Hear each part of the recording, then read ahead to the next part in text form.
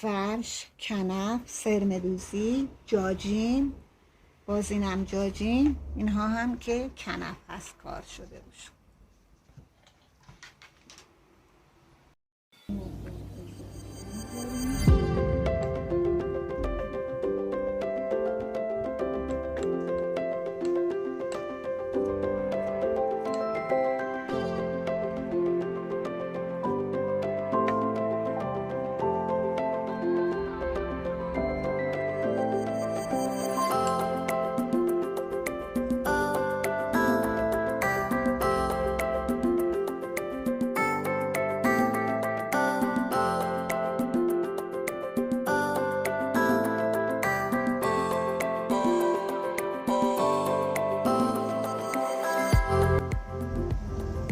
یه کاغذ هم رو روی این میبریم اضافه تر.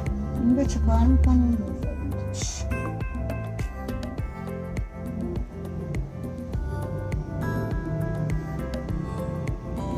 اضافه ها نمیده. این اضافه هایی که اینجوری هست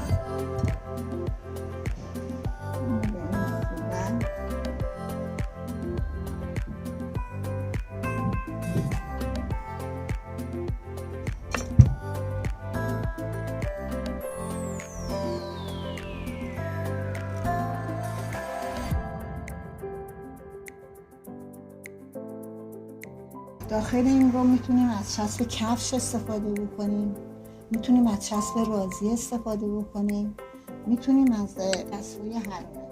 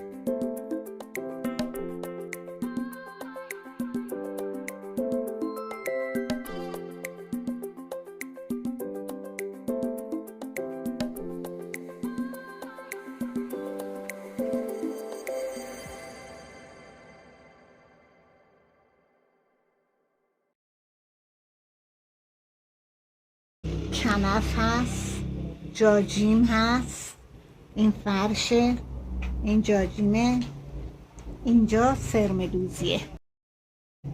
چندین کار تلفیق شده روی همینجوری دور تا دور اومده تا به اینجا رسید. اینطور انجام میشه.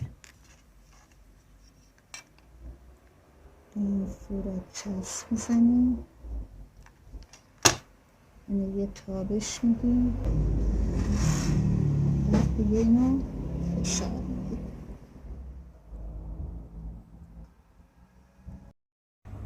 بعد کنفه، بعد جاجیم هستش، فرشه، کنفه، جاجیم، این موج کنفه، باز اینم جاجیم. این تیکه های جاجیم رو دیدیم، اینا اینطوری میاد اینجا. نیم قاب عکسش کنیم، این تو رو عکس بذارن، این تو رو